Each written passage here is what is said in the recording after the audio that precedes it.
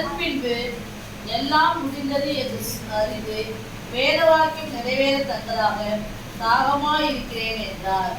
காடி நிறைந்த பாத்திரம் அங்கே வைக்கப்பட்டிருந்தது. அவர்கள் கடற்காளானை காடையிலே தோய்த்து ஈசோப்பு தண்டில் மாட்டி அவர் வாயிடத்தில் நீட்டி கொடுத்தார்கள். இயேசு காடியை வாங்கி முடித்து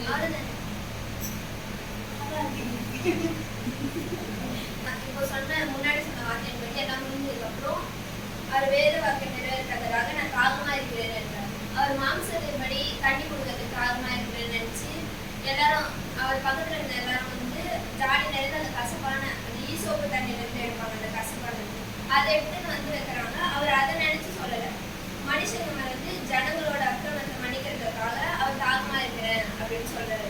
அதை அவங்க புரிஞ்சுக்காம வந்து அந்த கசப்பான தண்ணி எடுத்துட்டு வந்து கொடுக்குறாங்க. காடியில் இருந்த பாத்திரம் அங்கே வைக்கப்பட்டிருந்தது. அவர்கள் கடற்காரனை காடியிலே தூக்கி ஈசோப்பு தண்ணியிலே மாட்டி அவர் வாயில் எடுத்து நீக்கி போட்டாரு.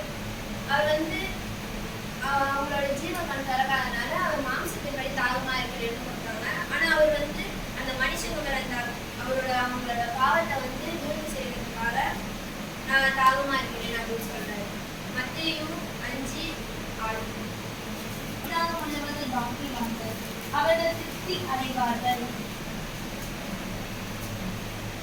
நம்ம வந்து சாப்பாட்டுலையோ அது மாதிரிலாம் ஃபர்ஸ்ட் ஆக முடியல, நீதி இனிமேல் ஃபர்ஸ்ட் ஆக முடியல சொல்றேன். இப்போ நல்லது செய்யணும்னா இப்போ ஓடுவாங்க ஒருத்தர், இது நம்ம பண்ணுவோம். தேவ விஷயத்துல வந்து நம்ம அவங்களுக்காக வந்து இந்த வசனத்தை எடுத்து போய் சொல்லணும், அவங்களுக்காக இதை பண்ணணும் அப்படின்னு நீதி இனிமேல் ஃபர்ஸ்ட் ஆக முடியல இருக்கணும். அவர்கள் பாக்கியவான்கள் சொல்றாரு. அதன்படி நம்ம இருந்தோம்னா நமக்கு திருப்தி அடைவதுன்னா அந்த பலனை வந்து நம்ம அனுபவிப்போம். இப்போ ஒருத்தருக்கு போய் வசனத்தை நம்ம சொல்றோம், நீதியின்படி சொல்றோம்னா அந்த பலனை வந்து நம்ம லாஸ்ட் அனுபவிப்போம். அது மாதிரி லாஸ்ட் நேரத்துல வந்து நம்ம தாகமா இருக்க அந்த நேரத்துல நம்ம என்ன சொல்லுவோம், அம்மா இல்லையே அப்பா இல்லையே லாஸ்ட் நேரத்துல